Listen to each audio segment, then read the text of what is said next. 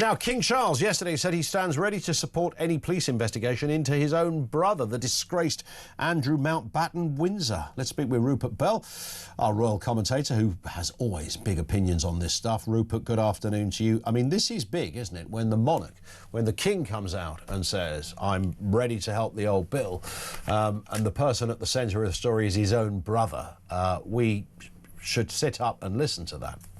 I think we should, and I think it also, in this case, shows just how seriously the king is taking all these allegations against his brother. He's tried to, I suppose, to get on the front foot as far as he's concerned, when you think stripping him of his royal title, HRH and all that, and then sending him off to Sandringham.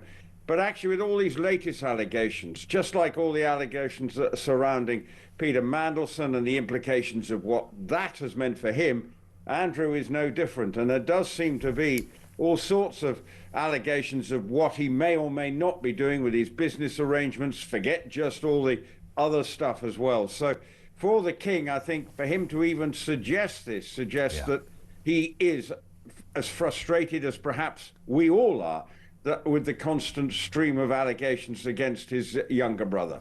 Tell us, Rupert, what is that relationship like between Charles and Andrew? Well, I think just like any other brother, and ultimately, you know, they're very different people. You know, people say that Andrew just has sort of a sense of entitlement.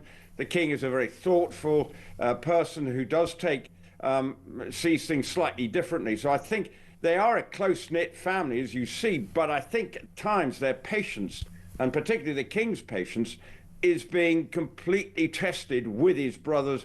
You know, how much has he told them in terms of the truth? And I think that's why we saw what happened in sending him up to Sandringham, because he was worried that there were going to be more, and Andrew perhaps couldn't even defend that situation. I'm saying, I just don't know where this is going to end. And that put the king in a difficult position. And he's got to, and this is in the king's case, not to be seen to be favouring his brother, because why should he? If he's broken the law, just because he's a member of the royal family, he shouldn't be exonerated and not face what any of us would face in similar circumstances. And I think that's where the king is coming from now, and I think, like he and probably other members of his family, are feeling that this has gone too far.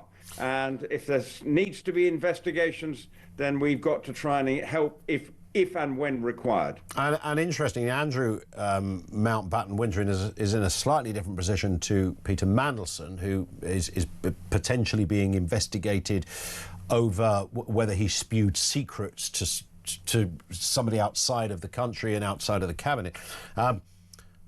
Andrew Mountbatten-Windsor, it's twofold for him, isn't it? Because the sex trafficking stories, as well as the fact that when a trade envoy, he might have been sharing secrets.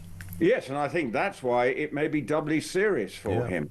And for the king, you know, if there is a case to be answered for, why should Andrew not face the consequences just like any of us? And I think that's where it's coming from, because there does seem to be, you know, obviously all these various sexual allegations, and then at the same time, the business allegations, as you say, you know, possible links with China, all sorts of things that seem to be coming out. Was he passing on secrets to Jeffrey Epstein? And if he is, and perhaps then he's found guilty, it could be very serious indeed for him. So at the moment, this story has nowhere near reached its conclusion. And as we know, there seems to be more and more sort of revelations every day with these Epstein files that seem to be affecting people, particularly in this country. And yet at the moment, you sometimes feel that the Americans who may be involved seem to be getting away with it, whereas Andrew and Mandelson are very much in the forefront, and their actions are certainly going to have consequences for both these two individuals. Indeed. Just finally, tell us about Andrew Mountbatten-Windsor's new life, what that's likely to look like. He's currently in a cottage. I think he's only there until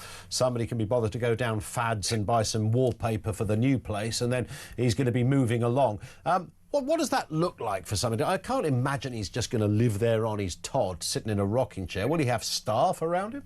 Well, I suppose he would, but it's I think where this new life is, who's funding it? Yeah. You know, does the king, you know, pay his rent? I don't know how it works within, you know, grace and favour a house. I mean, it might be bigger than what most of us would be used to, but all the same, it's going to be a very different lifestyle. He won't be doing the driving around Windsor Park and indeed riding, where he still seemed to not come to terms with his predicament. You know, those pictures just over a week ago, it seemed as if he hadn't got a care in the world. Whereas now, I think he, you know, maybe being secreted away in Sandringham, people obviously would like to know what he's up to, but I'm not sure he'll be putting his head in public gaze for some time yet, because at the moment he is definitely viewed as persona non grata. Yeah, or his foot in the stirrup, as it were. Rupert, thank you. Always good to speak. Rupert Bell, Talk's royal commentator.